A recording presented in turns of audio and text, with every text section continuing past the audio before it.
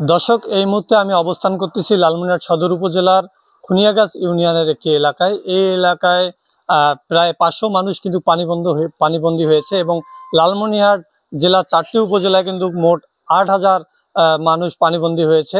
এই তিস্তার যে দ্বিতীয় দফার এই বন্যায় কিন্তু এই যে মানুষের জনজীবন সেটি কিন্তু একদম বিপর্যস্ত হয়ে গেছে এবং এখানকার মানুষ কিন্তু কোনো রকম কোনো সহায়তা পায়নি, সরকারি বা বেসরকারি কোনো রকম কিন্তু এখন পর্যন্ত সহায়তা পায়নি।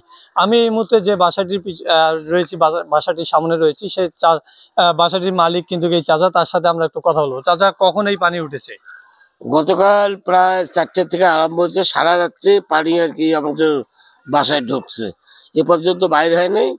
রান্না বান্না করা খুবই কষ্টকর এবং তার ভেতর যে যতটুকু পারছি করে খাচ্ছি এবং বাজার থেকে সুবিধা জিনিসপত্র নিয়ে আসি। আপনার বাসায় যে গবাদি পশু আছে সেগুলোর কি অবস্থা? গবাদি পশু এমন এক অবস্থা আছে যে সেখানে মানে কাদা জমি আছে এবং গরু পানির মধ্যে আছে। আচ্ছা, কি চাচ্ছেন এখন আপনি? এখন কি চাওয়ার মধ্যে কি আছে, কে দেবে কে দেবে সেটা তো আমরা এখনো বলতে পারতেছি। আমাদের কে আসবে, আমাদের দিতে আসবে বা নাচবে আমরা কিছুই জানি না। এখন যদি মনে করে যে কেউ যে আসে তখন হয়তো দেখবো যে দেবে কিনা। দর্শক, এই পুরো অঞ্চলটিতে কিন্তু স্যানিটাইজেশন ব্যবস্থা একদমই খারাপ। বেশিরভাগই বাড়ির কিন্তু যে টয়লেট রয়েছে সেগুলো কিন্তু একদম পানির উপরে, পানিতে তলিয়ে গিয়েছে, যার কারণে স্যানিটাইজেশন কিন্তু খুবই সমস্যা হয়ে গেছে। এবং গবাদি পশু যেগুলো আছে, আমরা বিভিন্ন জায়গা অঞ্চলগুলো ঘুরে ঘুরে বিভিন্ন ঘর বাড়ি আমরা দেখেছি, প্রতিটি ঘরে কিন্তু একই রকম অবস্থা।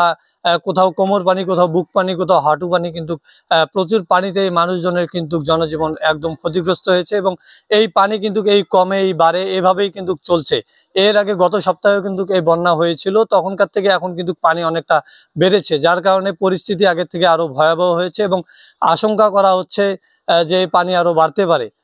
পানি উন্নয়ন বোর্ডের যে সর্বশেষ আপডেট রয়েছে, 3টার আপডেটে কিন্তু পানি বিপদসীমার 15 সেন্টিমিটার নিচ দিয়ে প্রবাহিত হচ্ছে। তারপরেও কিন্তু পানি কিন্তু যে নিম্ন অঞ্চলগুলো রয়েছে, নদীর তীরবর্তী নিম্ন অঞ্চলগুলোতে কিন্তু পানি প্রবেশ করতেছে।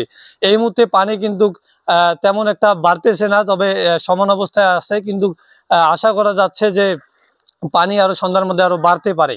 এলাকার মানুষ কিন্তু খুবই আতঙ্কিত অবস্থায় আছে এবং এখানে যে শিশুরা আছে, শিশুরা কিন্তু বেশিরভাগই পানিবাহিত রোগে ভুগছে, আমরা তা দেখতে পাচ্ছি। এবং যারা বয়স্ক আছে তারাও কিন্তু এরকম একটা ভাবের মধ্যে পড়ে গেছে। তো দর্শক, এই ছিল লালমনিরহাট থেকে তিস্তার বন্যার পানির সর্বশেষ খবরাখবর।